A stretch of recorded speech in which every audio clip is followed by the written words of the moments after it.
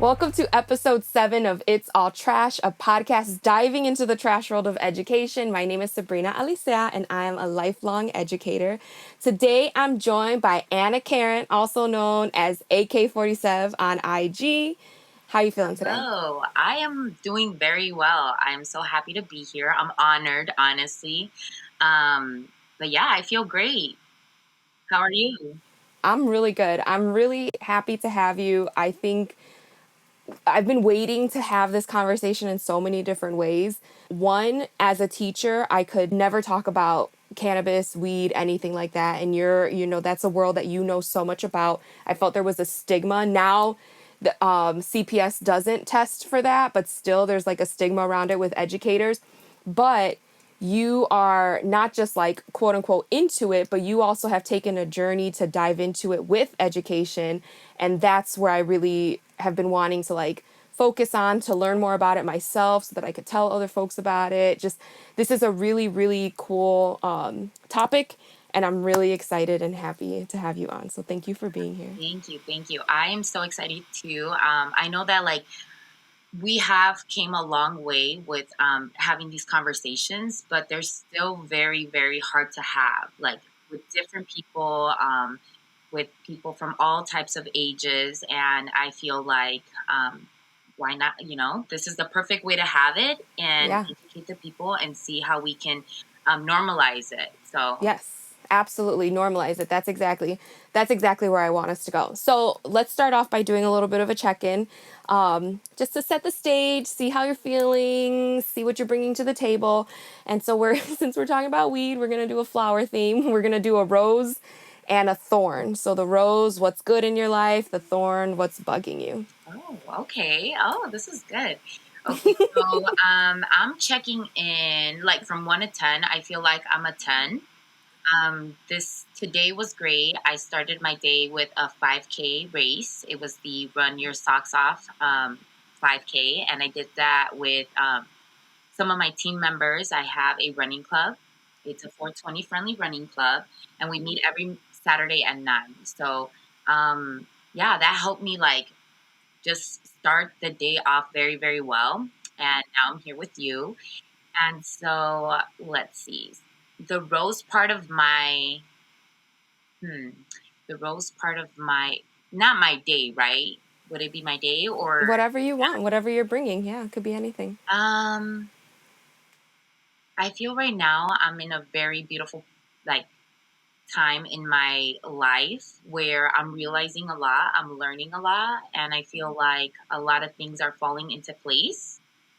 The thorn about that is constantly being busy and constantly having to work even more to try to be sane and also like be able to like cross off certain things off my list. So I think that's a very it's hard. It's very hard to balance, but it's possible. And it's been possible, but with that comes being tired and sometimes overwhelmed and sometimes overworked and sometimes underpaid. So yeah, absolutely. Yep.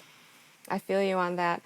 I was listening to a podcast recently, and I wish I remember the exact terms, but she said something like she replaced the term balance with more finding like equilibrium, or maybe that's not the word she used. I can't remember, but basically she was like, when we talk about things being in balance, we talk about them as being equal, but it's not necessarily that we need them to be equal. We sometimes need a little bit more of one thing over the other to make our life feel really whole.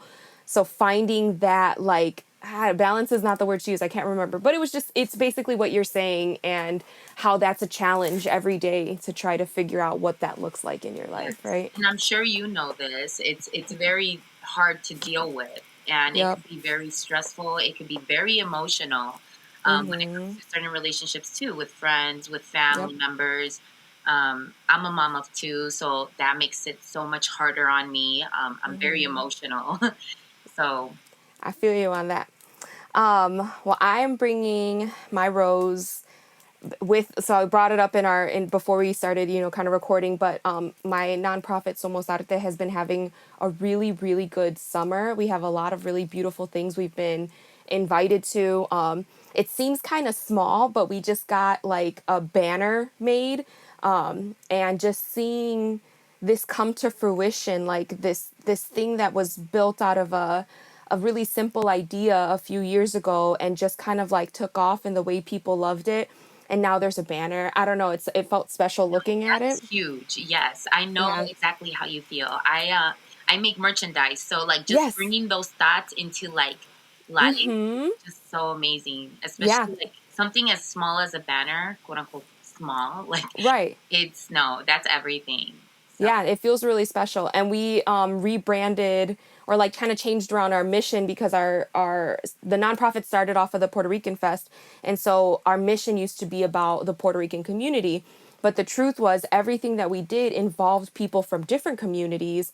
And it kind of then became like, well, are we working with the art community? Are we working with the Latinx community? We're really intentional about making sure that there's always women artists. So is it the female community? It's like all of those different things. So we actually changed our mission statement to be just celebrating community through art and education, because it's about the different types of communities. And that feels really good. Like, it feels like a transformation and elevation. Siv, oh my God, I love Yes. that. That is amazing. Yes. Thank you. And it's stuff like that. It's all a learning experience. So you have to just go through certain things to realize, oh no, this is bigger than that. Yeah. This is bigger than just that thought. Like, and Yep. then you just kind of go full blown on that, and it just Yeah. becomes bigger and bigger. Yeah, Amazing. absolutely. Well, thank you Yeah, for so all it's of the cool. work you're pushing. Oh my God, I love that. You're a teacher. Thank you. That's such a thankless job. Well, I'm not in the classroom anymore. I'm out of the You're forever a classroom. But teacher in my eyes. I'm yeah. sorry. These podcasts teach people so much you don't understand. I've been listening to some of the episodes, and I'm like, wow, like this is stuff that I've never thought about. Mm-hmm. You just Yeah. kind of sit down, listen, and learn. Yeah. Wow. Yeah, absolutely. Thank you. Thank you for that. I appreciate you giving me my roses. I knew this was going to be a good conversation. Thank you. Thank you. But yeah, so my thorn, I haven't really had too many thorns lately, which is good. But I was like, just kind of some stuff. It's really silly, but like my dog, I took her for a walk this morning and she was like peeing, and there is kind of TMI, but there was some blood when she was peeing, and I'm like, oh my God, and then anytime something happens with a dog, I'm just in my head, like all I see are dollar signs, so I can't imagine, like, you have actual human children, and so that's gonna be like a similar thing, like something happens, you're like, oh no. Yes, I know. And it's an everyday thing, right? Okay, Mom, can we go to the park? And I'm like there, and I'm like, oh my God, please don't fall. Like today, we go to the emergency room. Like that's the last thing that we need. Yep. And they're just jumping from like swing to swing, and I'm like, oh my God. Yeah, I can only imagine. So, and then when it's a dog, it's like not nearly as crazy, but still just feels like nerve-wracking. And then they can't tell you what's wrong, so I'm like, Yes. are you okay? Are you feeling? And I'm like just staring at. So I don't know. That's a little bit of my thorn right now, but she seems to be okay. Oh, good. I hope she's Yeah, she'll be fine. She's a resilient little pup. So I want to go into a game, but I think that first we need some context for the game. I want us to, okay, basically I'm going to tell you what the game is going to be, but then I think you're going to have to give us like some knowledge, because I'm going to be very honest. I'm interested in this topic, but I have no idea about this topic, right? So the stuff that I'm coming to the table with is like stereotypical things that I might be thinking in my brain, right? And so this is also a really good opportunity to like clarify some of that stuff and to like set records straight, right? So the game that we're going to do is called Match the Strain. And we're going to take some famous pop culture references, folks, things like that. And I want you to match the strain, which basically means that you're going to like imagine what that person's like very famous go-to strain would be. From what I know, these strains can be like, some are Indica heavy, the other one is sativa heavy, right? There's like different smells. I know zero about it. So if you could give us information about what a strain means, what those different like levels of things mean, and then we'll go into the game. Okay, perfect. So, I have tried plenty of strains before. Mm-hmm. Now there is so much out there. There's nothing like before.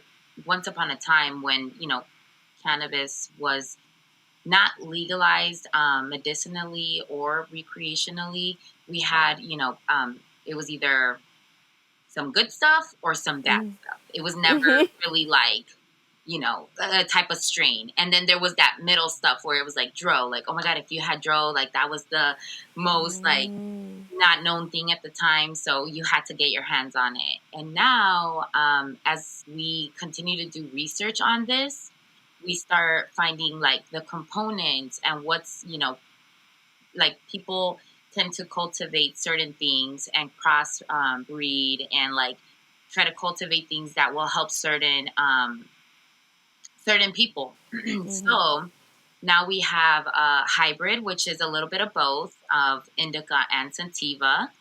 And indica is more so of like something that will get you very calm, relaxed. They usually say like in the couch because you're kind of stuck in the couch because Okay. indicas kind of tend to do that, kind of relax your Mm-hmm. body. And sativas is like more energy. You get more energy. You tend to smoke that throughout the day. Indicas are, well, for some people who can't sleep, they use that to go to sleep. And then we have the hybrid that has a little bit of both. But now they're like measured in percentages where like there's so much more research and more options. We have so many more options. So that's kind of going to be a hard game. And I'm going to be a little biased, I'm sure. Good. Good. No, that's what I want. This is gonna be fun. Where does CBD fall into this? So CBD is a component in in cannabis. It's one of the components. So there's hundreds of components, and we still don't even know like what more is like. There's probably so many more other components in this, but Mm-hmm. because we are limited to research because it's not legalized in a federal level. Like Right. we're not supposed to be doing research technically. Like this is something that like is federally illegal. But Right. yeah, CBD is practically you get the relaxed feeling without the high. Okay. So for those of you that are have never smoked before, that's something that you may want to try, Mm-hmm. just to kind of see how that feels, and if it helps in any way. Like people use it for pain, people use Right. it for so many different things. There's CBD lotions, Mm-hmm. there's CBD flour, so you can intake it in so many different ways. Okay. Okay, that's helpful. So CBD isn't part of indica. They're different things. Yeah, they're like different components. Yep. They're different components. Okay, that was helpful. I never had the answer to that, and I wasn't quite sure. So for this game, you can literally be creative and craft up whatever comes to you, even if it is like they would make a CBD lotion or whatever, like whatever you think would be the brand for this person. So what I love about this game, these types of games that I play on the podcast, is that they give us a little bit of knowledge about the topic. They tell us insights about the guest. And then we also get to like poke fun at pop culture. So Okay. that's all it's about. Okay. Hopefully, All right. I know these guests because You'll know all of them. I tried to make them as like widely responsive as possible. okay, perfect. Um, the first one is Beyonce. Let's say she's selling like merch, and one thing next to it is her line of cannabis. What would it be like? What would it be like? I feel like her line would be very glamorous. Very glamorous. I feel like maybe it'd be like a makeup line Mm. used With with CB with like weed in the makeup. um well, you know what? They make a lot of stuff is used they use hemp. So yeah, hemp the plant. Like you can use it to make paper, rope, anything really. To be honest, now lotion. So I feel like that would be something that she would put in her makeup line. Maybe she would touch into the CBD component too.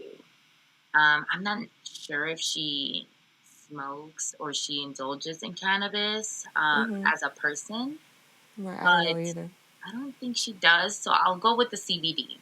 Okay, okay. If she did, what type of strain do you think she would have? I think she would have a sativa because she's very like energetic, and she's also very like from what I could tell, she's also very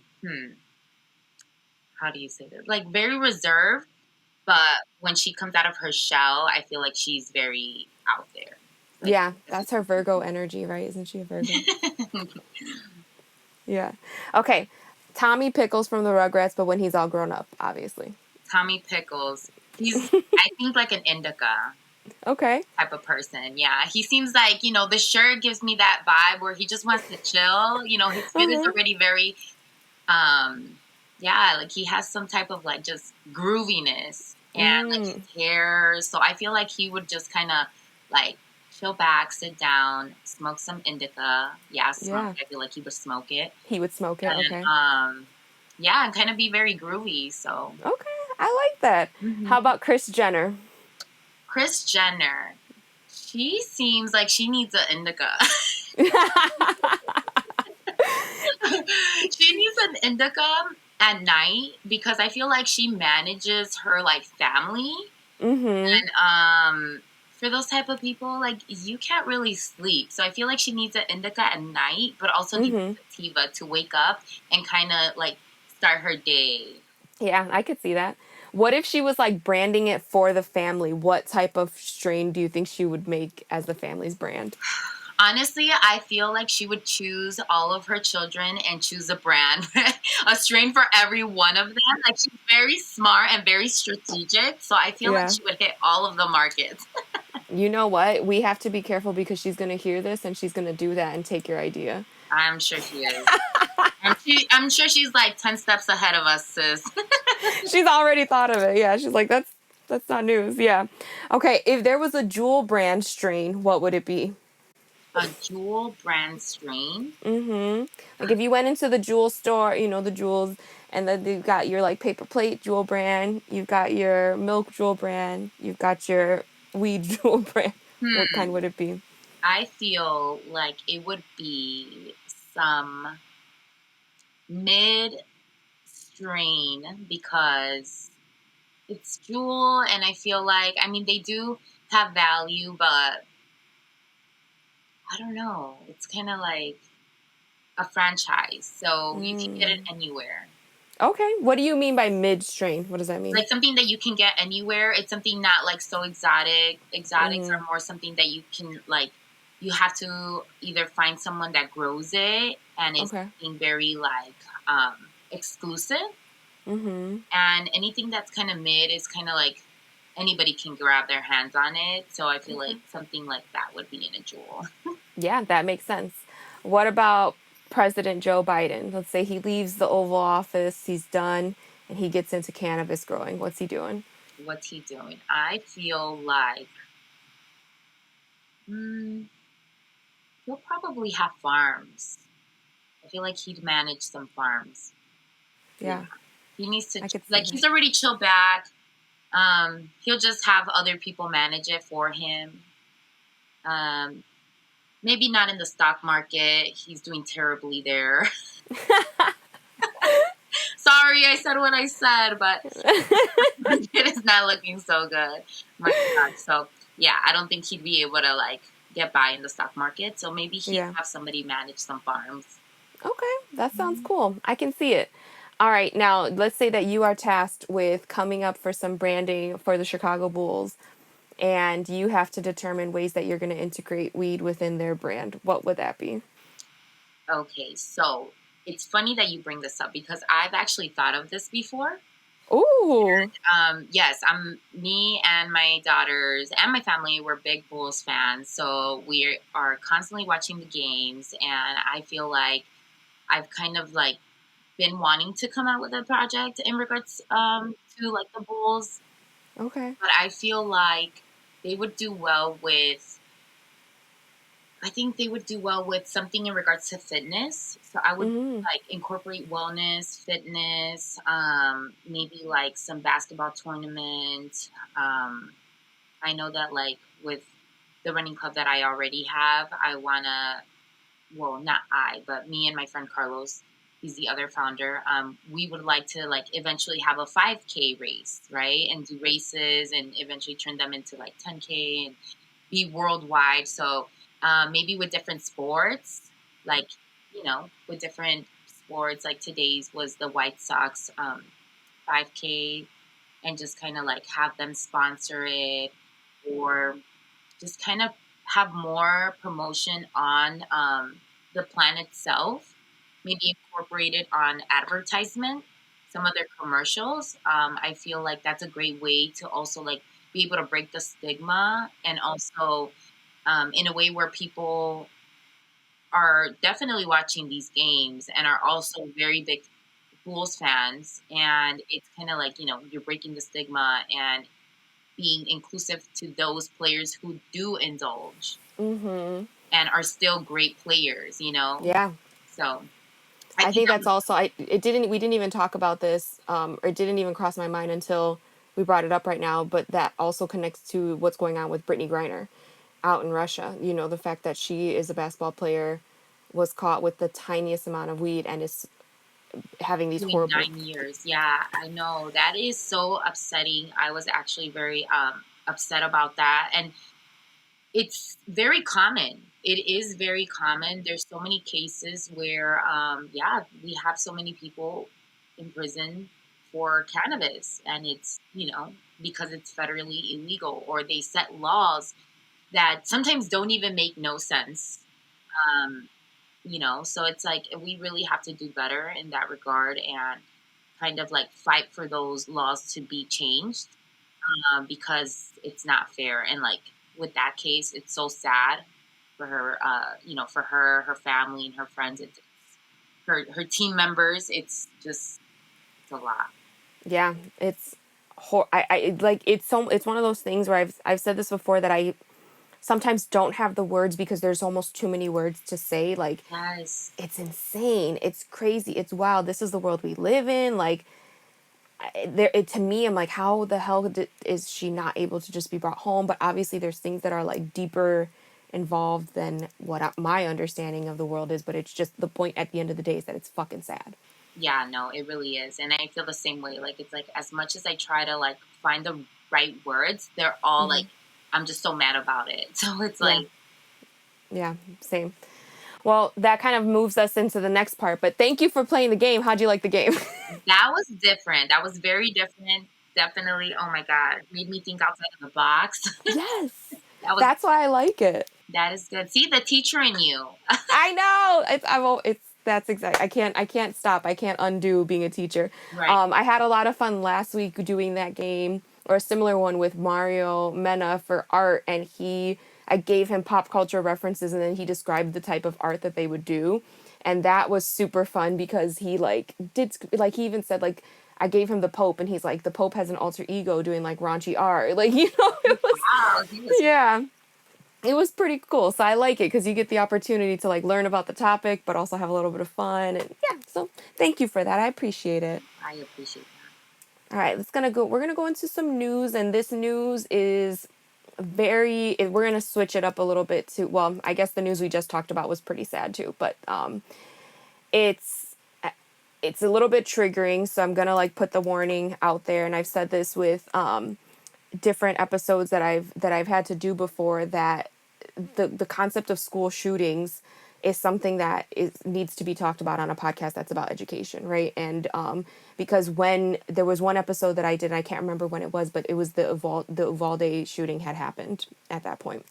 And so that's the topic that we're going to kind of go into in a moment. So I've just like wanted to put out there, it can be a little bit hard and heavy, but there's sort of, I don't even want to say silver lining. Like, it's not a silver lining, but basically I don't know if you've been privy to this, but what's been going on with Alex Jones and InfoWars. Have you heard anything about this?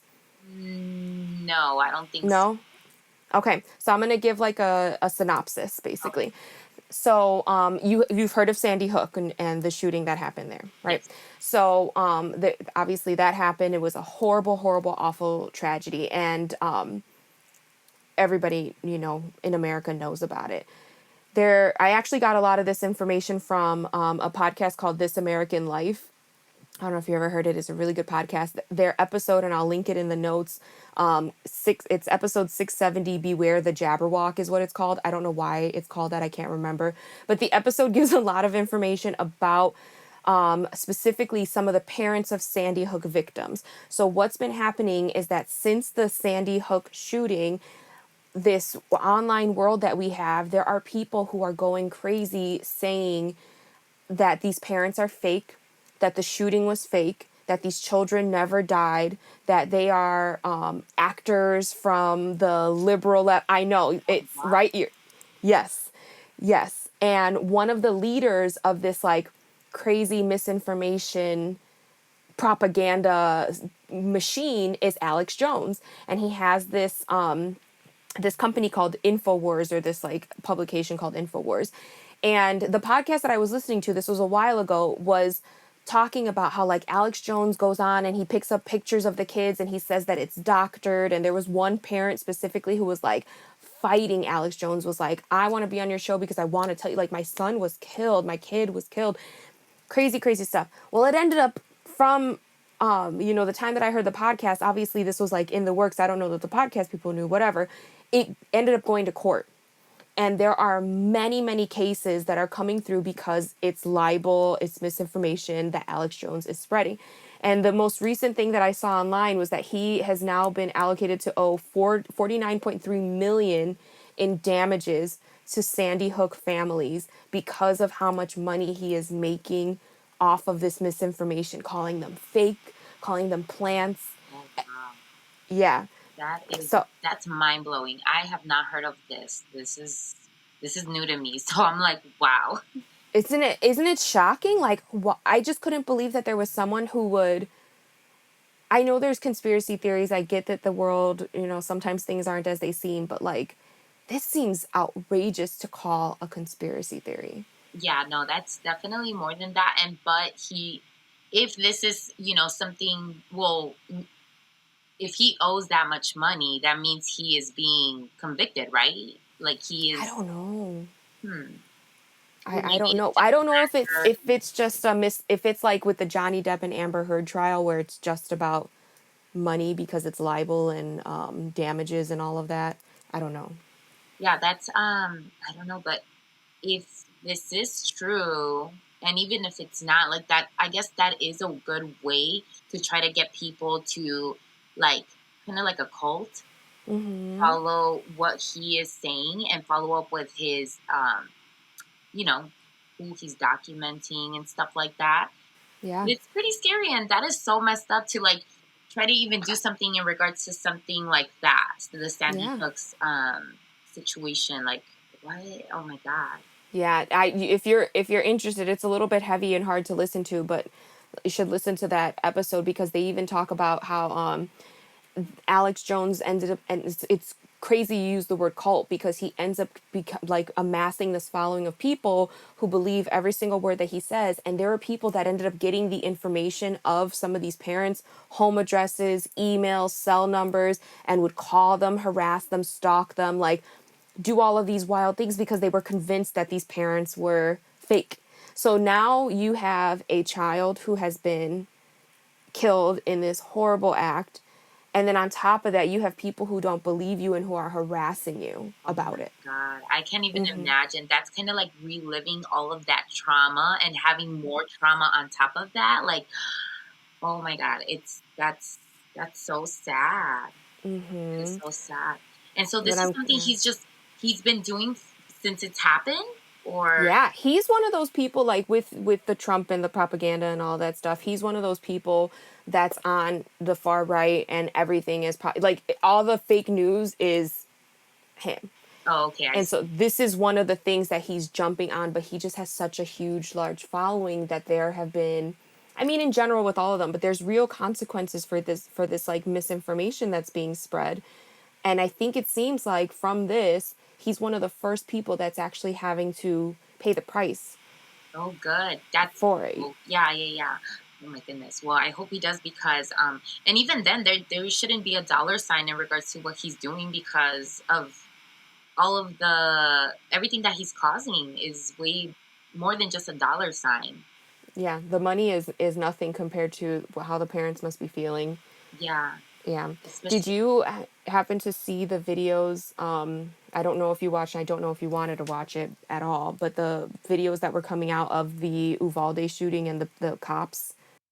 no, I didn't see the video. Yeah, I don't know. It's hard to watch because the word that was coming around was that parents, or not parents, but like that the police were like sitting there. I want to say it was 38 minutes. I didn't even write any notes Oh on this, yeah, but it was like, I did see some clips, but it yeah, just was very also very like upsetting.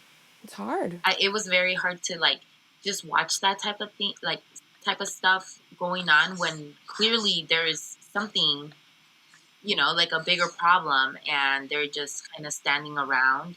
Um, and then after the fact, especially like during, we don't really know what's going on. We're already like freaking out about what's going on, and then Yeah, we have stuff like this come out, and it's like, wow, what more? yeah, You know? yeah.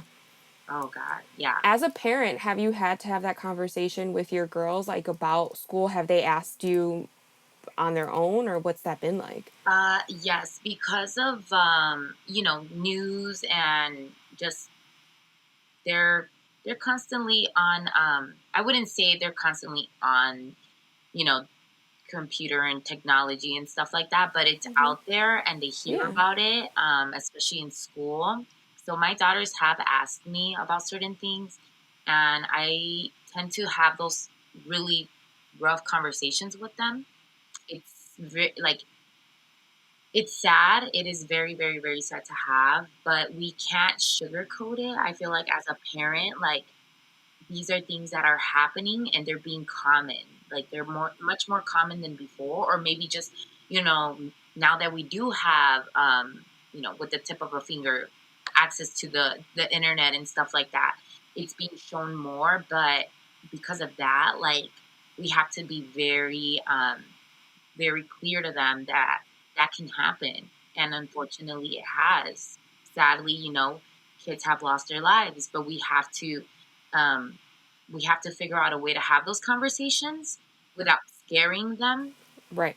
and teaching them, like if that were to happen, what is there to be done? Right. Or,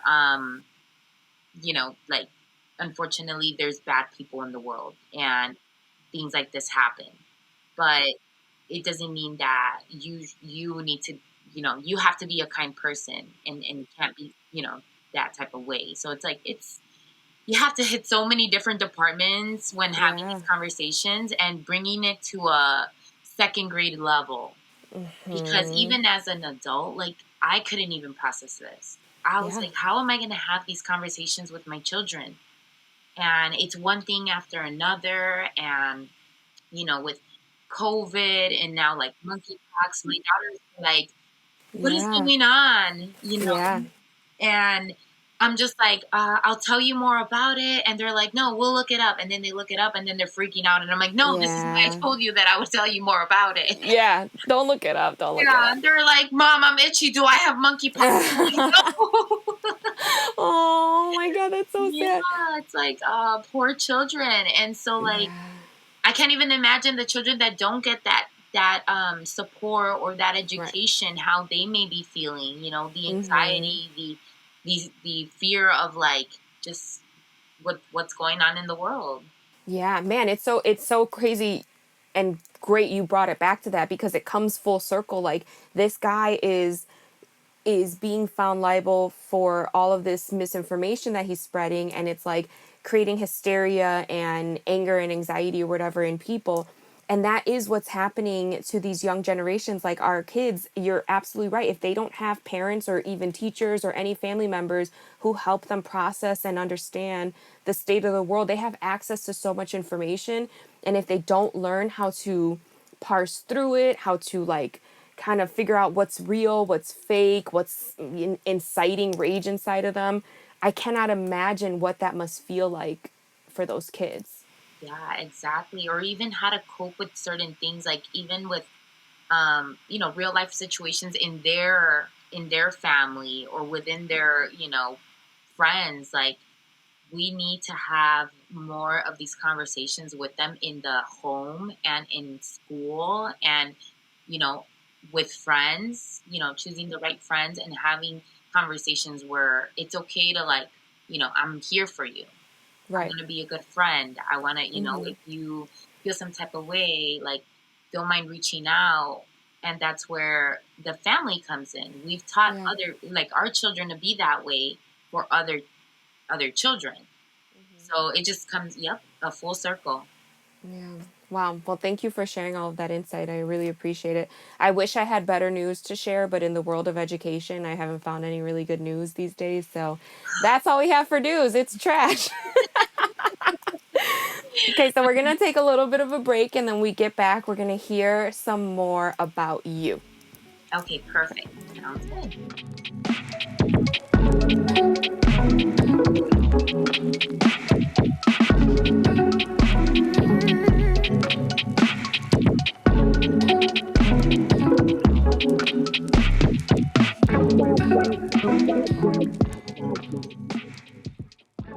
I want to approach all of the, I mean, obviously there's tough subjects, but like I want to approach the world of education in a way that is tangible and real and something that people can actually like take it, because honestly what started for me was the reason I even have this podcast is because way back in the day I started doing interviews with Latinas and asking them about their education journey, because I kind of had this realization that even though I knew like a ton of hard workers, I didn't know people who had careers. And so I lived in LA at the time, like I had moved out there as an adult, and so I started to like interview Latinas to be like, what's your career? Not just your job, but like, what is it? What's this path you're trying to go on? And even learning about different ways that some people had formal education, some didn't. And I don't know, it was just helpful because I thought as a teacher, I should know lots of different careers, because if I have a student who's also questioning what they want to do, then I can kind of help guide them and give them more insight and information. So the more I know, the better. That's kind of how this started. Like if you don't know, you can't be what you can't see. Exactly.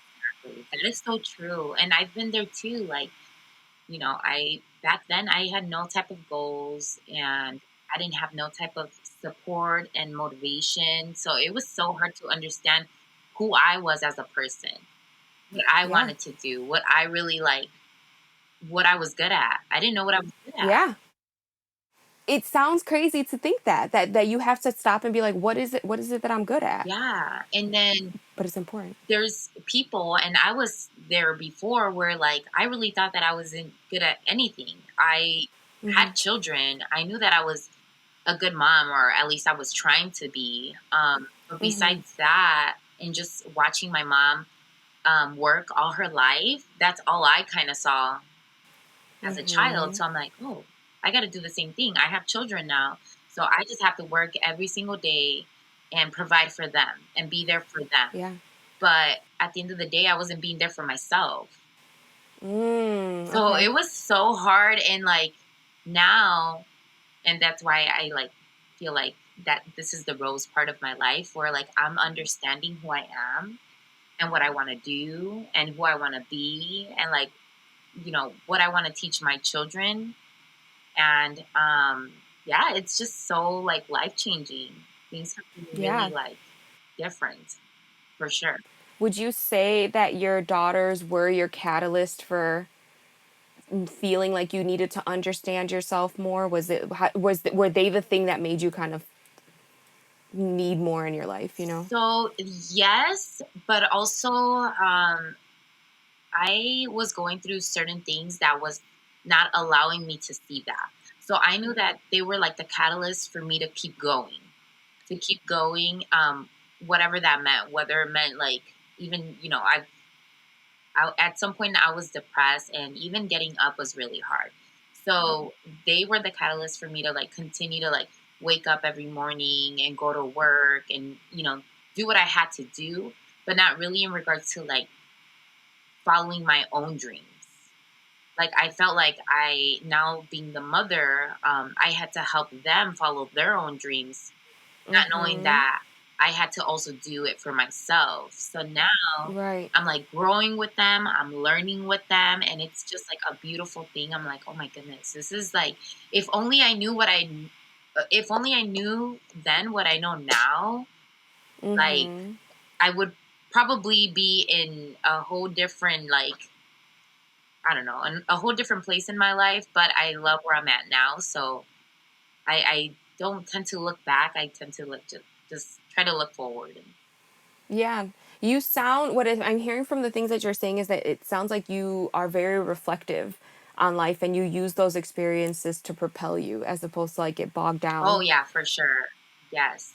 Although that's very hard too. Being so busy, it's really hard to sit down and reflect. I've realized. Yeah. I've had friends where, like, I don't see for, let's say all month. And then all of a sudden they're like, hey, we see each other and they're like, how are you? How's this going? How's that going? I'm like, wow, I didn't realize that I didn't stop and think like how I really felt or how Yeah. certain things are going, because life just keeps going so fast. It keeps moving. Yep. And it's just like, well, I have all this other stuff to do. So I don't stop and reflect. And then when I do, it's like a whole inspiring moment where I'm like, wow, I look back and Yeah. I've done this, and now there's so much more that I want to do. And I'm just like, okay. Yeah, that's beautiful. That actually just happened to us recently because we were able to get an intern from One Summer Chicago and Aspida. They like partner with local small businesses, and so we were able to get one. And she helped with the Somos Arte website, and so I had to be like, okay, we want to have obviously this mission and all of that about the about Somos Arte, but we also wanted to have all of the events that we've done. And so I had to give her like this document with all the events, and then she made the website. I'm like, we've done a lot, but like you sometimes you're just pushing through, you don't stop and soak it up to be like, wow, this is impactful work, you know? Yeah, I've realized that this weekend too. Well, last weekend with I had an event and I practically was showcasing just stuff that I've worked on. And I had a bunch of shirts on the table, and I'm like, oh my God, I've done so many projects, like on my own or collaborated with people. But it's even when you collaborate with someone, it's still a lot of work. And you know this. It's so much work. There's so much work with what we do. We tend to be our own promoters, our own everything. You know, um, Yeah. You wear all the hats for wear sure. all of the hats, especially when you're like trying to figure things out. Yeah. Um, Yeah, and absolutely. that's the hardest part. Yeah. Yeah. It is the hardest part. I'm getting to that stage, and my friend actually gave me some accolades about this the other day where I'm like, what is it that I need to do, and what is it that I can ask or pay someone else to do? And obviously, you have to get to a certain financial place to even do that. But even thinking in your head, like, what is the thing that I want to continue to be really good at? What is the thing that I'm going to allow other opportunities for other people to be really good at? Like, where am I going to find that magical spot? And it's really hard when you're building brand to like get there and figure that out. Exactly. No. And you need that. We can't just do everything. Um, Right. I Yeah. mean, as much You as can't. you You'll drive want yourself to, crazy. yes, you drive yourself Right. crazy. As much as you want to, like, you will be then burnt out, Yep. overworked, and Yeah. yeah, like it's really hard. But I've been learning that too. Thankfully, like finally, and my sister, she just came back from California, and she's been helping me. And there's times where she's like, "Oh, we could just do this," and I'm like, "No, you need to understand that time is also money. Like time, Yep. is more expensive than money. So you have Mm-hmm. to understand where is it that what's your capacity, what can you do." And I love to do things at 100%. So I can't do everything at 100%. Yes. Oh, girl. Yeah. So I it's feel like, this. but at the same time, as the head of household, I'm also in control, and it's very hard to detach and let someone else do certain things. Oh my God, it is so hard. Yep. That's the feedback we get, like as educators too. It's like everyone is not a student in the classroom. Like you can't control everything. You can't. Yeah. Oh, I feel that. I feel that so heavy. Let's talk about cannabis education in general. Like I want to hear about your journey to even getting to this point. One of the things that piqued my interest so much was I would see on your stories, like, you're not just sharing about the things you do, and obviously you have your merch and you have your runners club, but you were literally sharing, like, here's the header on a paper that I'm writing, right? So, like, what is it that you were studying? Give us like a synopsis of what that looks like for you, and why you're doing it. Yeah. So, um, when I really started to research cannabis is as I got older. I've always been a cannabis activist, but as I got older, I wanted to understand it more and Mm-hmm. how it really like benefited me as a person, So I did research on my own. I would go to certain events. They had just legalized it in Illinois recreationally back in 2019. That's when I had first started doing merch, and I was also dipping into like the education part of it. I wanted to like open something up. I didn't know what it was, but I also wanted to educate myself more. So I would always um, be online looking for events, education panels, and stuff like that. I would drive as far out as like Mokina, like yeah, it Mm-hmm. was like 45-minute Wow. drives by myself going into these events, not knowing what I really signed up for. Like, I would read the description. If it was going to teach me something, then I'd be there. So I would go out and just kind of learn. And there was different events. There was some with like doctors who would talk about different ways of like kind of getting familiar with cannabis and like safe ways. And I remember being in this discussion, and there was so many parents there with questions because their children had like critical illnesses. So they wanted to know what would help them, and some needed like stuff that would help them immediately. So smoking would be the faster way to like intake cannabis and help them in certain ways. And then so after that, like it started piquing my interest even more, knowing that like it's not something that helps for just migraines and like lack of sleep. It was more than that. Right. And to see how Mm-hmm. like how much it helps and how many people like children and adults, I'm like, wow, this is beautiful. And I understand why it may be the reason why it's illegal, because people can just grow it. People have the access to it. And big pharma obviously would lose a lot of money.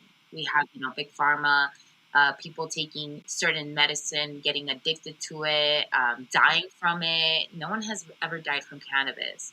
So, how is it that, this is considered a substance one or controlled substance one drug? Like, Mm-hmm. but it makes sense where, yeah, um, they try to limit our way of researching it or getting access to it. And it's ridiculous having people, in jail for it when it helps our people. I heard something a long time ago, a podcast many years ago, about, it was kind of implying that the reason there was such a stigma against weed was because it was from Mexico. So it was like racist because it came down from Mexico. Even the name marijuana was like a Spanish name, marijuana, right? Like that's what it was for. So the reason that it's illegal is because of racism. It was like basically implying that. Did you find that true to be true, or have you heard that Yes, so research? I have done research, and yes, like it's all like it's very racist.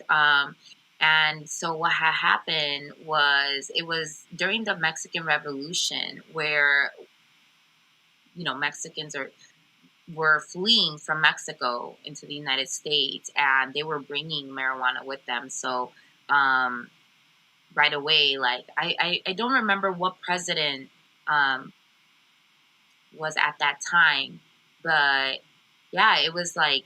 then a thing where it was racist and where it was like, oh, they brought it here and it's bad, and like, they were making laws against it, and now we're here trying to break that stigma. But it's been so many years and it's been so hard.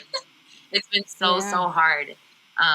Like I said, even having those conversations, and it's crazy to me that in our culture, I'm a Latina. I was actually born in Mexico, and having this conversation with my mom was so hard. She would look at me different.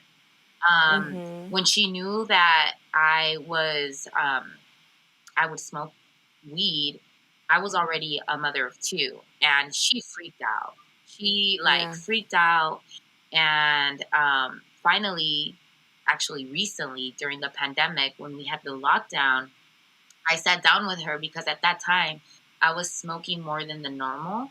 I would usually smoke at night to go to sleep, and at that time, because of anxiety and, everything going on, I was going out for a smoke break more than before. And she was just getting so upset. And it's like, you know what? We have to have this conversation. So we did. We sat down. I educated her about it. And now, like, she doesn't look down at the fact that I smoke weed. Yeah. I try to wrap my head around the understanding of it because I don't, like I said, I don't use, and it's like I more want to understand and also see people's connections that they're making, or try to make connections, I guess I should say. There's not a lot of stigma against mommy having a glass of wine at the end of the night. So would you say that this is like a similar thing, like what you're talking about? Yeah. So it's funny that you say that because this is technically that, but in a different form. And it's actually like a safer form, like Yeah. once you have one too many cups of wine, it can get dangerous in different ways. But also when you consume more than you have to, like you have to regulate your consumption. You have to know, Right. Of anything. yes, on anything and everything, right? Medicine, alcohol, cannabis, in all regards, like you have to really understand why you're using it and do you need it and how much of it. It's not to abuse it. So it's, yeah. And Do you feel like cannabis education helps that, like prevent abuse of it? yes, Because we don't even have a lot of education about alcohol, and like having been away to college, there is massive abuse of alcohol, but there's not nearly the same amount of stigma as there is if there was like massive abuse of weed. yes, which is so crazy to me. It's like, oh my God. And yeah, we don't, I think with more education, we would be able to break that stigma much more easily. And that's exactly why also I tend to host like educational events. I just held one during Mother's Day. It was called Mother Mary Jane. And we were encouraging people to bring their moms because it's so hard for, you know, especially in our culture as a Latina or Latino, just having those conversations with your parents. They're not going to listen to you. My Yeah. mom did not want to listen to me or what I had to say.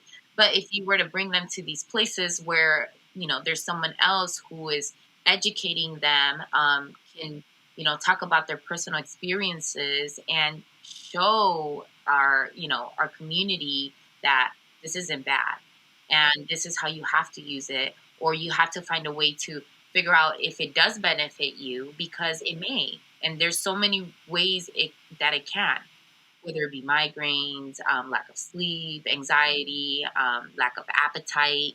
There is so many different ways that you can use this.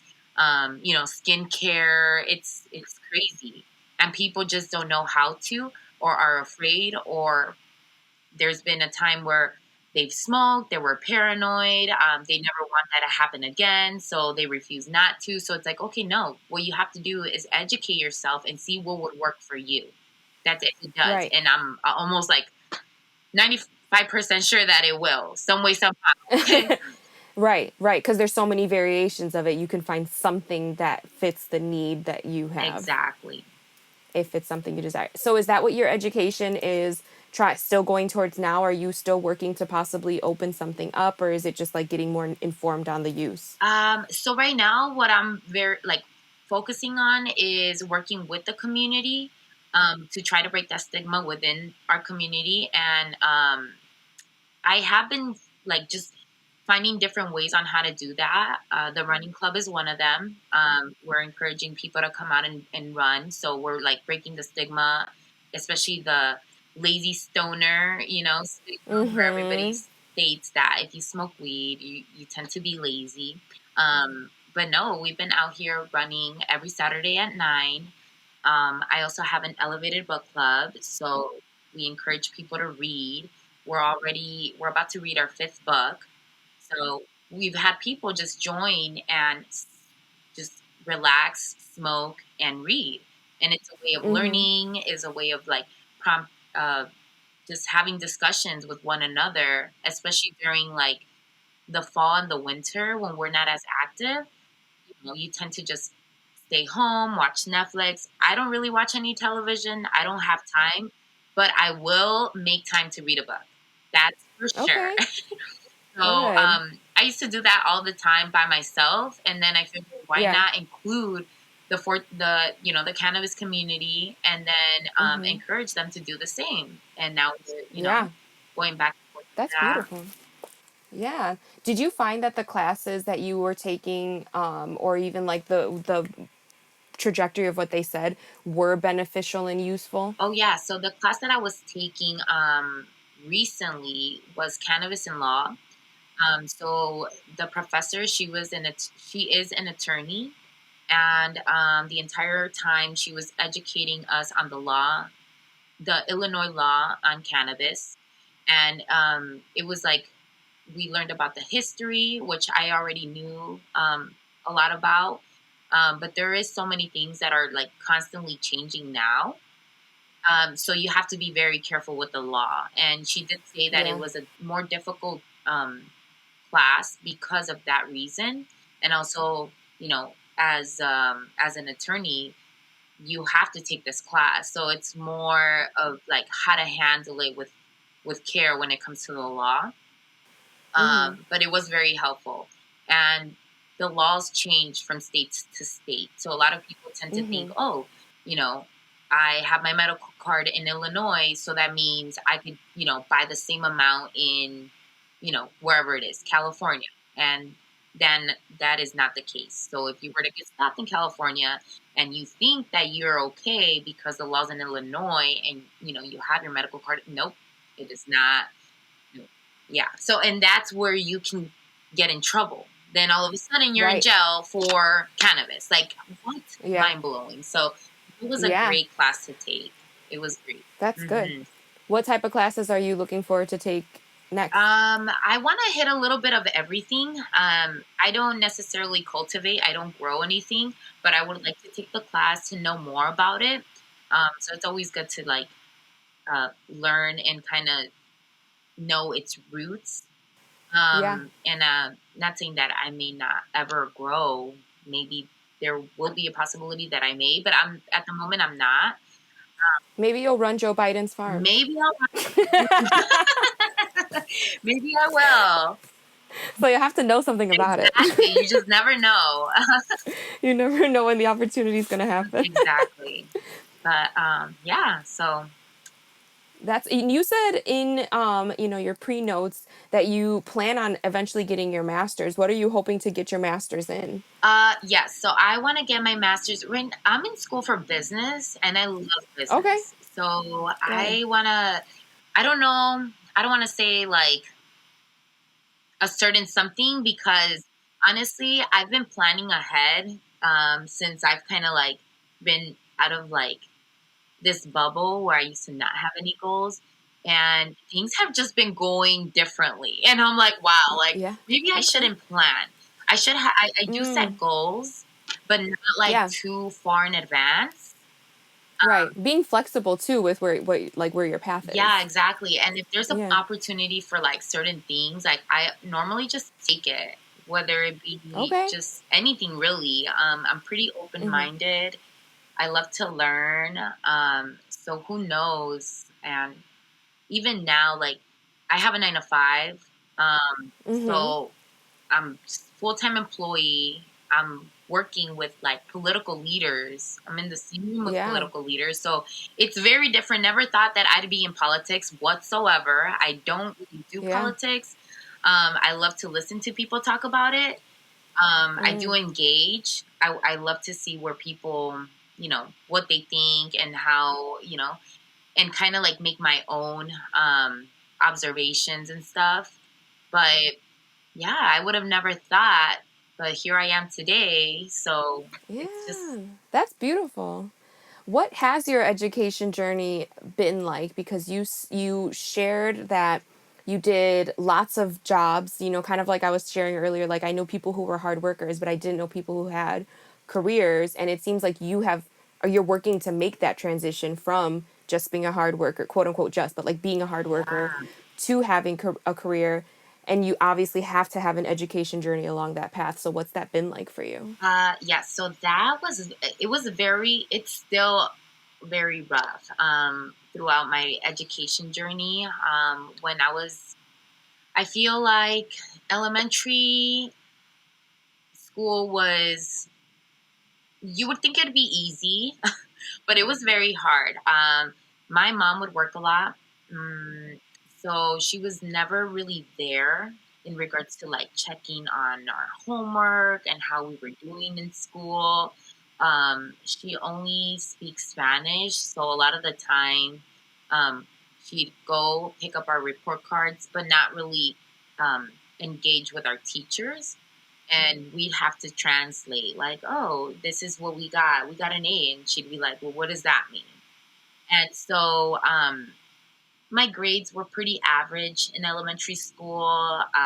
There was certain things, now that I look back on, I did at some point join the book club when I was in 3rd grade. So I guess now looking back, I'm like, oh wow, like this is maybe why I love to read so much.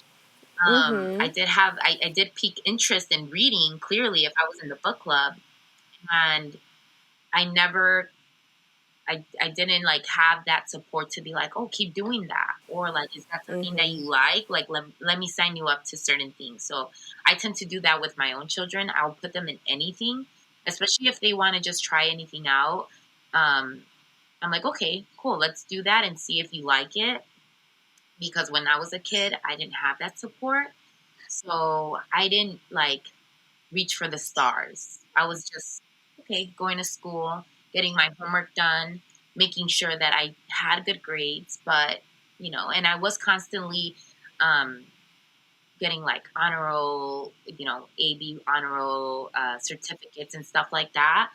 And yeah, but a lot of the times I'd be in the celebration, but my mom would be Mm-hmm. at work. So I'd have them, Mm. but no one would be there to Yeah. like kind of like show support. Yeah. And I feel like there's so much with younger kids where we teach them school and grades and all of that it's about behavior, honestly. It's about being a good kid, Yeah, whatever this quote unquote good kid is. And there isn't conversation about like, no, you're in school to literally learn. What did you learn? What are you learning? Have you picked up new information? Are you trying new things? Like, we just don't talk to kids like yep, that.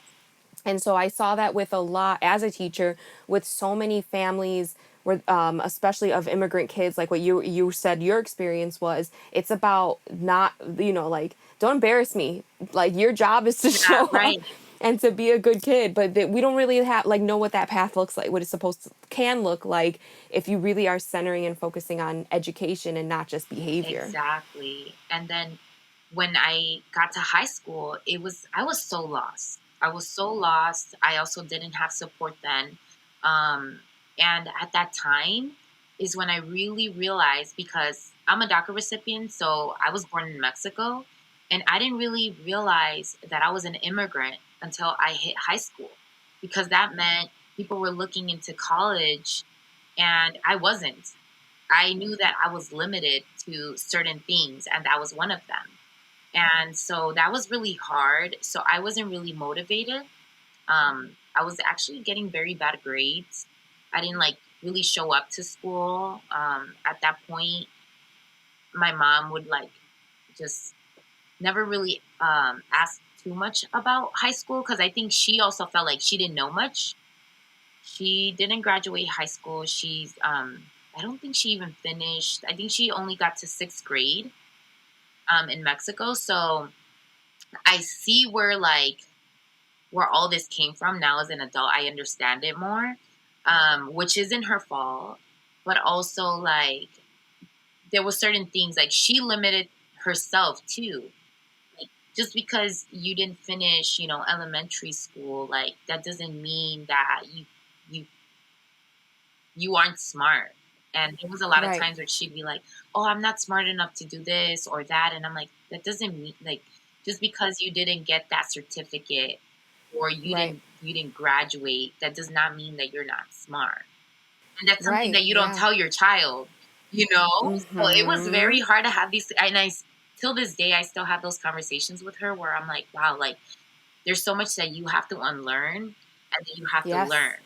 And now I'm kind of being a mom to my mom while also trying to raise my children while also trying to unlearn and learn certain things myself. So it's like a whole lot going on, but we've gotten very far with certain things. My mom now understands, like even talking to herself nicely now, like before it wasn't. And even certain things, like she still works. She still works. She works like 6 days a week. And there's times that I'm like, you could take a day off. Okay Yeah. to take a day off. But then I also see why I also work so much because it's Right. something that I'm That's learning, ingrained in you too. that I'm seeing. And yeah, it's been very hard. But high school, I went to Curie. So I'm a Condor alumni. Condor for life. Shout out to all of the Condors. I didn't graduate from Curie. I ended up going to Jane Addams, which at the time was an alternative school. That's how bad I was doing at Curie. I wasn't really going to school. I was not motivated. Did not think that I was going to go to college. Um, Went to Jane Addams. Did better. It was a smaller school. They paid more attention to all of the children that were there. If for some reason you didn't go to school, then you'd have to show up with your parents. So it was something where I'm like, Mm, oop, my mom can't call off. Like I have to show up to yeah. school. If not, that's it. That's the end of that Yeah. chapter, and I'm not finishing. But at that point, I'm like, oh no, I have to. I then growing up, it was always my mom saying, you have to go to school, you have to go to school, you have to get good grades, you have to go to college, or, whatever the case. She just continued to pressure me about school, but didn't like show support. But she also probably, like what you're saying, she didn't have the Yeah, she tools didn't. on how to show you that support, Exactly. So it was, but clearly valued it. yes, valued it, but didn't understand what it meant to even get there. Like Right. mentally, like it was, the pressure and the stress and the like, you know, there was so much that she didn't understand too, to like, it was just not that easy. Yeah. So what did you, when you finally did graduate, did you go straight to college classes from there or did you work? So I started working when I was in high school. I think it may have been my sophomore year. So I knew what it felt like to work and get money at a young age. And then I also became a young mom. So when I became a young mom, I kind of felt that the need to provide right away, immediately. So because I already had a job, I was just jumping from job to job. Um, and so I would go to school. After that, I would go to work and then go home, be a mother, and already had responsibility, a lot of responsibilities. And then I tried to go to college. I remember I went to Daily because that was the most convenient thing for me at the time. And also, like, financially, like, I figured, oh, maybe this is going to be cheaper, right? It's community Yeah. college. So I went and I remember going and being very, I was I was discouraged because they gave me the total amount of how much it would be for my first semester. and I didn't have financial aid. Like I didn't have, Right. Because of yes, DACA. as a DACA Right. recipient, I didn't have any type of like financial aid, so I had to pay out of pocket. And at the time, I was like, "There's no way I could do this. I have children. I'm working, but this is not sufficient." So I kind of like didn't go back. I didn't go back to sign up. I had the information, and I knew that I would not afford it at the time. So I continued to work, and then I think I want to pause for a sec because I think a lot of people don't understand with DACA, because we talked about this with Mario last week. Mario, or in the last episode, Mario was sharing that he could not go to school as a DACA recipient. But it's not that you can't necessarily attend, it's that you have to pay for everything out of pocket. Is that correct? yes, so DACA, they give you a permit to be able to work in the United States and be here, and also like the opportunity to go to school, but you have to pay all of it out of pocket. Like You're not eligible for any federal money. exactly, no type of like government money. Yeah, so that was the case with that, and things have changed. Like they've been, every year. I believe back then. Now I think there's like scholarships that Mm-hmm. DACA recipients can obtain, and back then there was less of that, and now there's more. So yeah, I didn't know that at the time. I didn't even know that was like I didn't know what scholarships were. I was just Right. so lost. Like I was lost in high school. So walking into a college, I was just like, wait, admissions, and also like who, what, advisor, what do Yeah. I do? Like, where do I go? And Yeah. You're like, what's an ombudsman? Like, I remember going to school and be like, what? What office is this? yes, and I was walking in there by myself. I wasn't walking in there with my mom. I wasn't walking in there with a parent or a guardian. Like, I was just like trying to figure out how to do things and try my best. But yeah, I clearly could not afford college at the time. So I continued to work. And then years kind of, I think it was like 5 years later, I then was in a different time in life and a different place in life where I decided to try again. I decided to try again. At that point, I had goals. I had more ambition. I felt mm, like I had to change things up because I was in a constant routine where I was doing the same thing every single day. And so I went back to college, tried to figure out if I could get any type of financial help. I signed up for scholarships, didn't really get any. I probably did them wrong. I don't know. Oh So my. then at that time, I was working at Midway Airport, and they had a tuition reimbursement program where if you were with the company for a year, um, it then kick in if you would apply for it, and you would have to get good grades. So that was another thing. Like that was more pressure, and I'm like, oh, goodness. Right. But That's an incentive. exactly, which yes, and it Yeah. was something that I was like, okay, let me try this out and see how that works.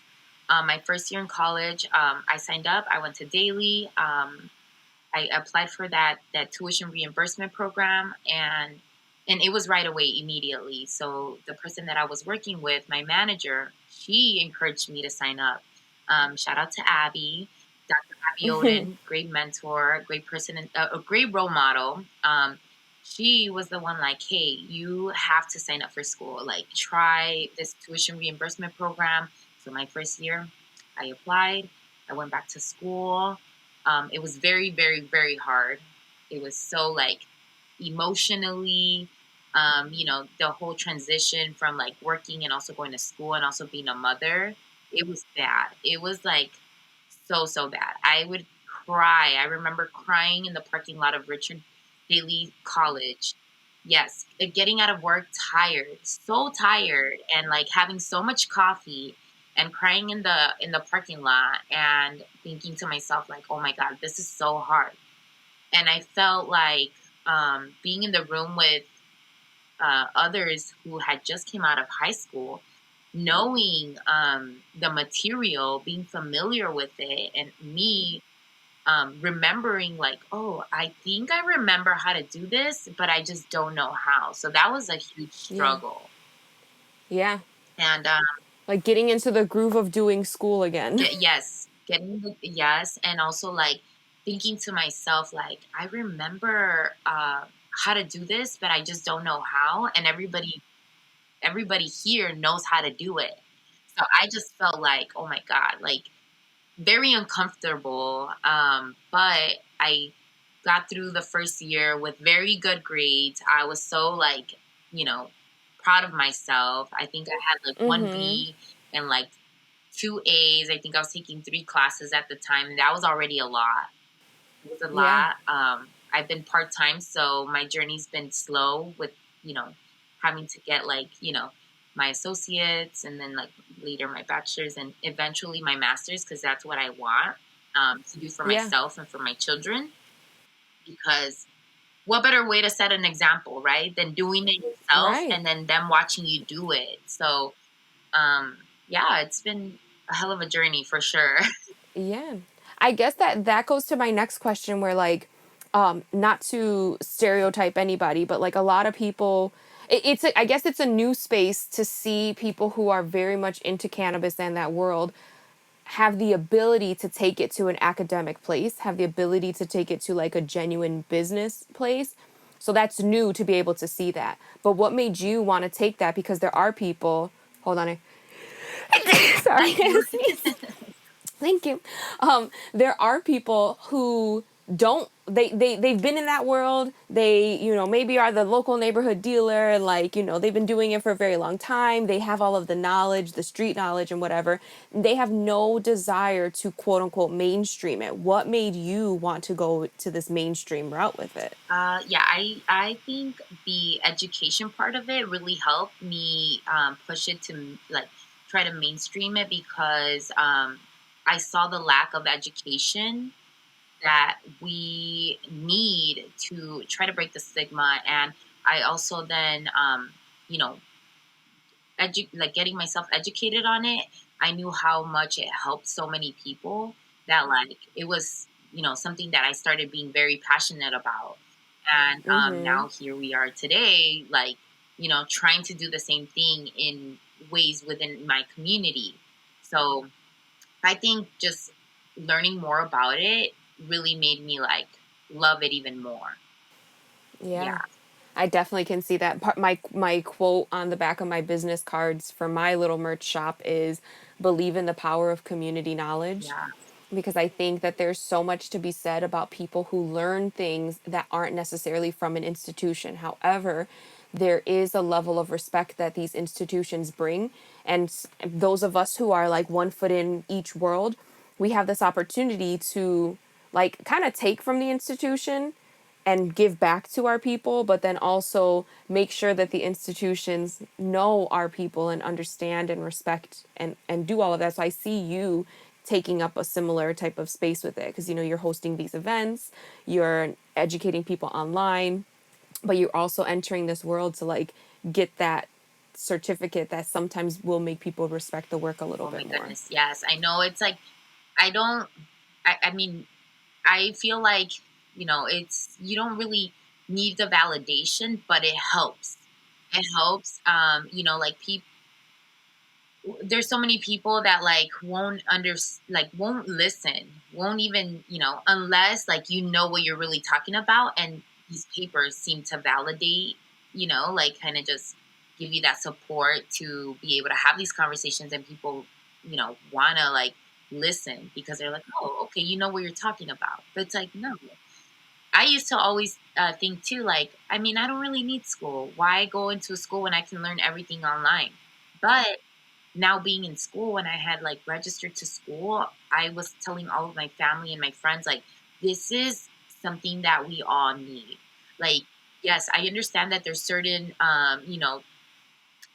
things that they teach that is outdated, that needs work, but like going into these schools and learning it and knowing like, okay, that's something that you decide whether you want to intake that or not. Like, do you stand by that? Do you, or you learn the material and you're observant and you're aware that that's not the right thing, you Right. know? Yeah, you can question things too. It's Yeah. not that you need to take everything at face value. Absolutely. I've said this a million times that like you can get information from anywhere, and people should be championed for getting it online if they need to, in school if they need to. But to me, and maybe I'm biased on this, but to me, there is nothing that replaces the power of a good teacher, because in those moments, you have a person that you can ask a question to that they might be more knowledgeable, or they can help you find the information. And also, a good teacher cultivates community. And a classroom should be a community space where you can learn and explore things together. And I think learning is better when you have that space as opposed to doing things completely on your own. At least for the majority of people. There's some people who are very solo driven and can do that or find community amongst themselves. But to me, there is so much power in finding and seeking education in an educational community. Absolutely. Yes, it's so very much more impactful for sure. Like you're doing it together, and then more people see that and want to be involved, and now you have a whole group of people trying to learn and engage and like be there for one another. It's amazing. I and even reading, like I'm such a huge advocate for reading. Like you literally have all this information that this person had researched for probably years, put it in one book, and within days, you have that same information that they've done the work for. And you're just grabbing the book, opening it up, and having that information too. It's like, It's pretty mind blowing. Yeah. What are you reading right now? Anything good? right now, I just finished a book with my sister, but I'm dipping into this book. Um, well, I just read The Voice of Knowledge. I don't know if you've read it before. Okay. That was Mm-mm, my never most heard of it. recent book. That Wait, is that the same guy that does the Four yes. Agreements? Did you like the Four Okay. Agreements? I did. Liked some of them, and then the other ones I was like, this is too kooky for me. It was too like woo woo. But like some parts of it, the parts of it that make sense, that are like be a nice person or whatever. I forget what the first two are. Those I got. The last two, I was like, Yeah, no, I did like the book. Every time I read it, it hits different. I read it a few times, and then we did read The Fifth Agreement, and we just finished okay, The Voice of Knowledge, which I believe is about like um, your thoughts, your inner thoughts. okay. So that's a good one. I feel like a lot of people, that's something too that we need to educate each other on. Like, there's inner thoughts that like can either make you or break you. Yep. Like, and Yeah. how do you handle those thoughts? Yes. I was thinking about this when you were talking about your mom, because my mom and I have had this conversation that, like, I'm second generation. So my mom's mom and dad, and then my dad's parent, well, except for that, it's a little complex, but we're mostly born in Puerto Rico. Both my parents were born in Chicago, and then I was born in Chicago, right? So I'm like second gen.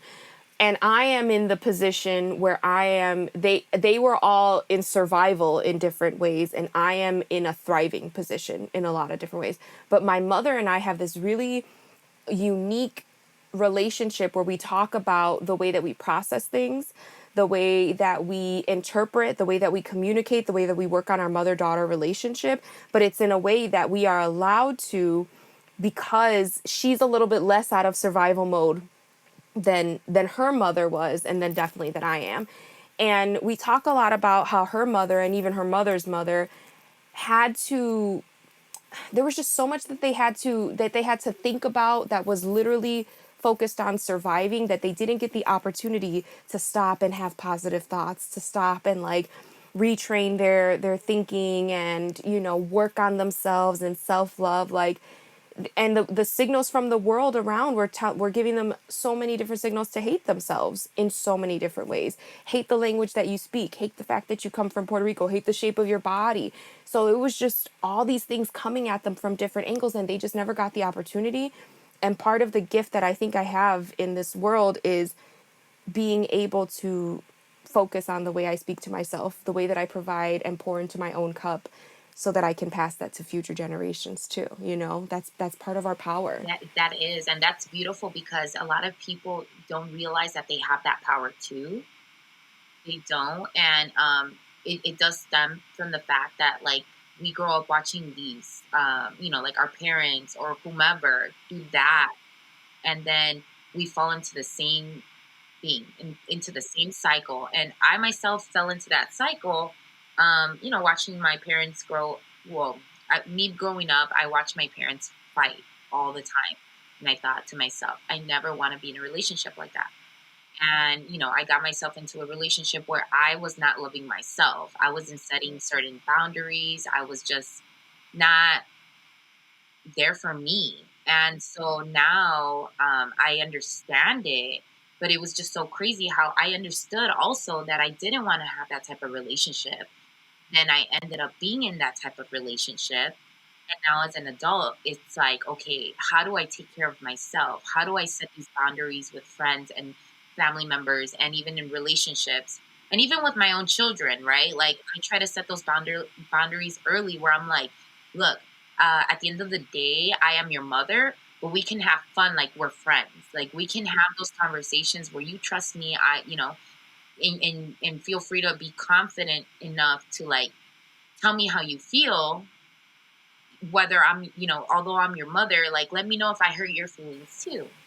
Mm-hmm. Like they're children, but they're also human beings. And that's what people don't understand sometimes, that like these children are very smart, and they also, you need to be very patient, and you also have to have those really tough conversations in a certain way, right? Like you're not going to use terminology that a 7-year-old is not going to understand, but you make sure that they understand what's going on. That way, when they are adults, they know certain things already. They're familiar with setting their own boundaries, being confident, being brave, and like just so much that we have to pour into like these children so that way they break those cycles too. And Yeah. some people just don't want to have those conversations, or they're just like, oh, well, my Yep. parents are like that.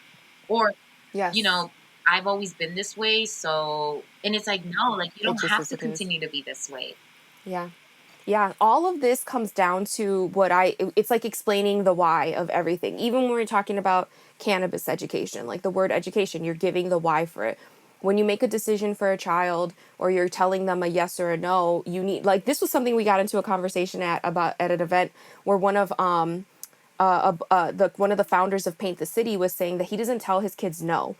And someone who was there was like, "You don't tell your kids no." And he's like, "That sounds crazy." And he's like, "It's not about not telling them no, it's about providing them choices, as opposed to saying to a child like no to everything. You're explaining why something is maybe dangerous. You are giving them an option for something else so that they feel empowered, so that they know that they have the ability to make choices. It's all about giving that background information, because just giving the flat out no, or just saying, believe me, trust me, whatever, Right. it's not No, enough. It's not exactly. And enough. that's the stuff that like takes time and that takes patience. And Mm-hmm. that's what parents tend to not do because we're so busy living life and there's so much being thrown Yeah. at us that like sometimes we are, survival mode, or like having to do so much at the same time that you're just like, it's just easier to just say no right now. And then, Yeah. we'll get back to it later, but you don't. And then You don't. have this child confused or thinking, oh, you know, because mom says no, that means no. No. Yeah. Yeah. But Do your daughters talk to you? Do you talk to them about any of the stuff you're researching about cannabis? Do they know about weed? What's their relationship with it? yes. So I do have slight conversations with them in regards to it because I'm constantly working. So I don't want to just have them think that I'm just constantly working. They don't understand what that means. So, I'm hosting events, I'm hosting an educational panel on, this plant medicine, and, they understand that. They probably, no, I think they understand why I do it too. I'm very open with them.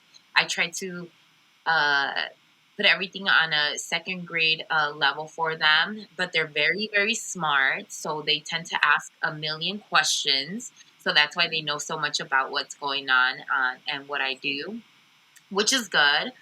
I'm a true believer that there's a time and place for everything. So as they grow older, they will know more and understand it better. Whereas I can have a full blown conversation about, cannabis and educate them about it, but there's going to be things that they don't understand and they don't really need to know. Like, I'm not exactly, I'm not sitting down and having a conversation about ibuprofen, Right.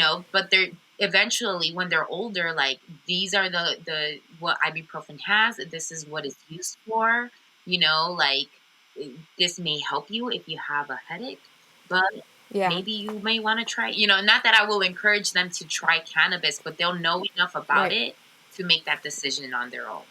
Themselves. It's interesting because I feel like I have to ask a question like that because there is a stigma of moms with cannabis, but the truth is there's no person who's interviewing a brewer and there's like, what do your kids know about the hops and the barley? Like that conversation isn't happening.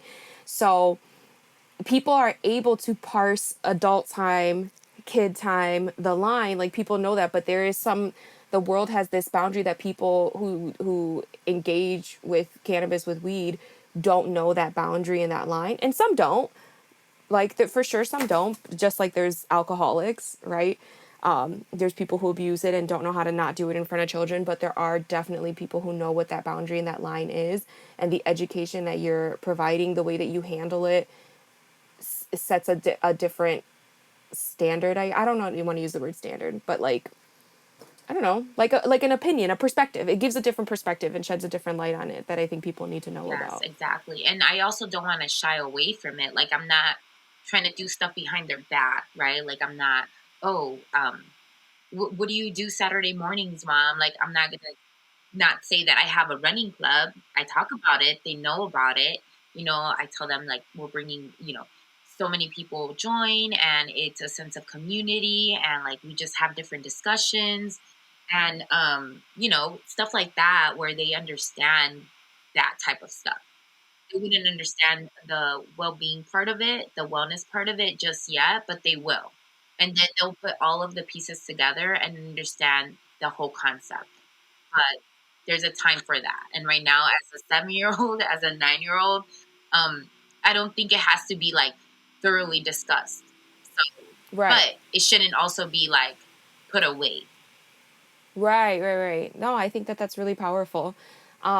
This was a lot of really good information about your just journey through life in general and the ways that you found this thing that does powerful things for you and for others and how you like to share it. Is there anything else that you want to share with folks about your education journey, about cannabis, anything like that? Yes, I feel like we did share a lot. We did drop a lot of gems. I feel like this was a great conversation. I hope this helps a majority of people to like, you know, get inspired to learn more, to be open minded, to not give up. I feel like I started my journey a little later um, because I had different things happen throughout my life journey. That meant like having kids, being an immigrant, kind of limited me to certain opportunities. But I didn't close those chapters completely, thankfully. And I feel like people need to know that there's other people out there that are struggling and that doesn't mean that they should give up or they should stop. There's people, we all have different timings.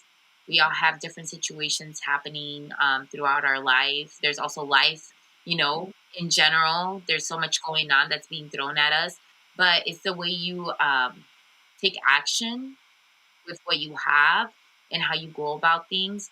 And every day you have a different opportunity to try all over again. Like we are literally on the right side of the soil. Like we have the opportunity to wake up tomorrow and change our lives completely. Like if you don't like it, then you can change it. It may not be overnight, but you can do that for yourself. And you know, mental health, that's something that's huge.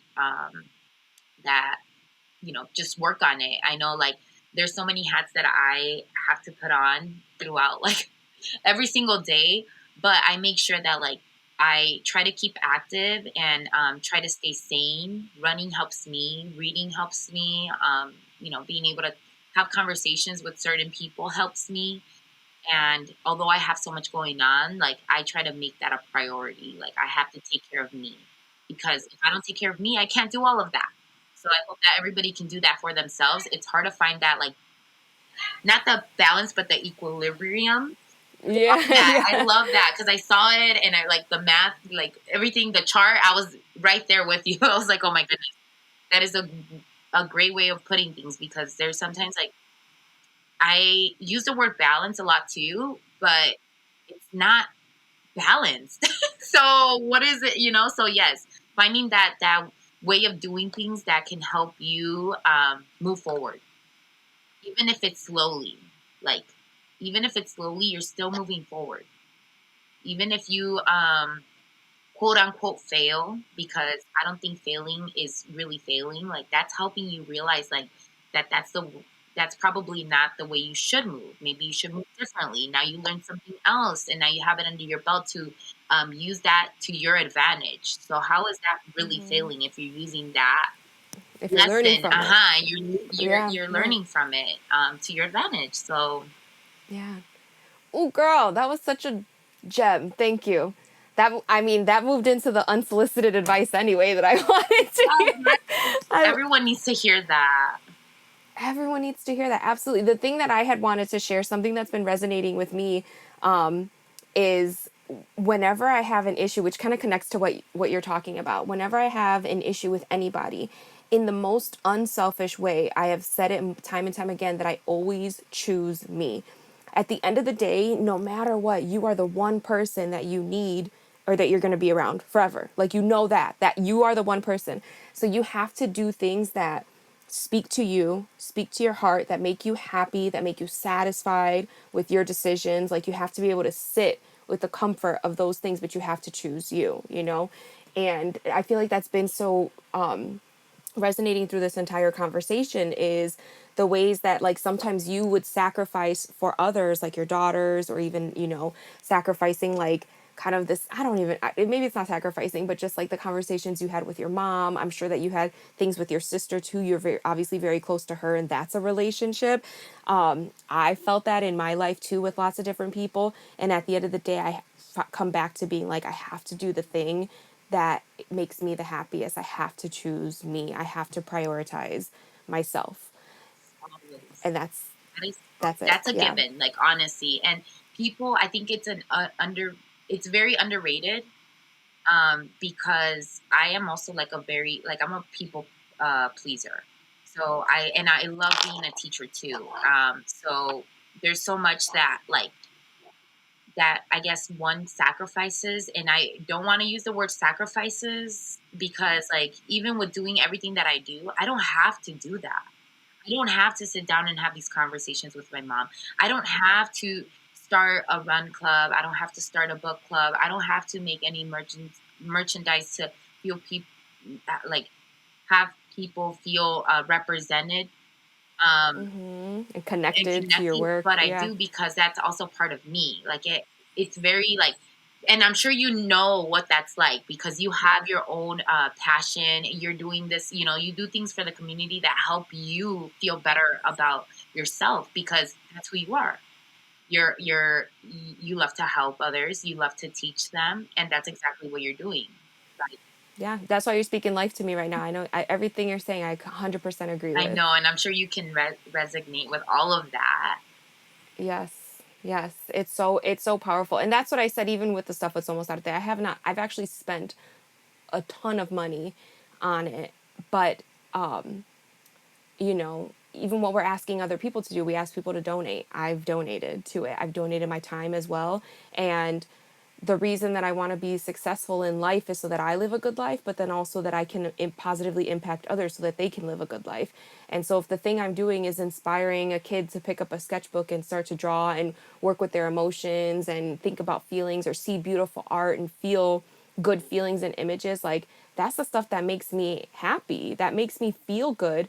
So I do it because of that. I do it because I feel really good. Would it be nice to make money? Sure. Like, It'd be who wouldn't nice to like to take make a nap, money? sure. Right. Some proper Yeah. sleep, Who wouldn't sure. want that? Yeah, Yeah. absolutely. But then it's like for me, I've chosen myself in those different ways on that trajectory. Like in the classroom when I was teaching, it was so draining and time consuming, and I loved teaching, but the education system as it was not supportive of me being a full human and a teacher. Now the job that I have, I still get to work on educational content. I create curriculum. I get to implement the things that I believe are important for children to know. I get to implement that into the curriculum that's being created. And I have more money and I have time to read books. I never had time to read before. My brain was fried. I had decision fatigue. I was doing so many, I couldn't do it. But I started to choose myself and still follow the path of things that I loved that has brought me to this place of being able to do these things that I'm doing now. And And I starting don't up know, a it's beautiful. podcast to teach others and, bring out these so many different people's stories into I love it. I love that for you. And I feel the same way. I'm like, everything has been falling into place the way that it should because it's just written for me and it's written for you and everybody has their own like destiny and it's just about like trying to figure out who you really are and what you love to do. So I love that. Oh, this is beautiful. This gave me so much life. I was really excited for this, and I just think it was really amazing. You shared so much, and I know people are going to get something out of this for lots of different generations. You would be surprised at the amount of like 40 to 50-year-old women who like really love my stuff, and I think that generation could really benefit from all the information that you're sharing. So yeah, I'm really I'm thinking a lot about them. I'm thinking about the youth, of course, but I do think about those women who just like maybe didn't have that opportunity when they were younger and are now getting that through our voices. So thank you so much. I'm really, really grateful. Oh, Just thank thank you. you. I'm again honored and I'm so thankful that you are like hosting this. This is very much needed. So thank you so much. This is huge. Again, you don't have to do this. You could be sleeping right now. Yeah. Yeah. This I is could great. be. This is who you are and like I love it. Thank you so much for having me. But yeah, I can't wait to continue to like talk more. Like this is practically our This is our this is meeting. exactly. I'm getting to know you. You're getting to know me. Oh wow. Yeah. Yeah. Yeah, this was great. Thank you for listening to It's All Trash, a podcast diving into the trash world of education. My name is Sabrina Alicea, and you can follow me at Es La Maestra on all socials. Our podcast is It's All Trash Pod on Twitter. Today, we were joined by AnaKaren, AK. You can find her on IG at AK40Sev. Help support the podcast by subscribing to the Patreon. Supporters get little gifts and even a nice shout out on the podcast. See you next time.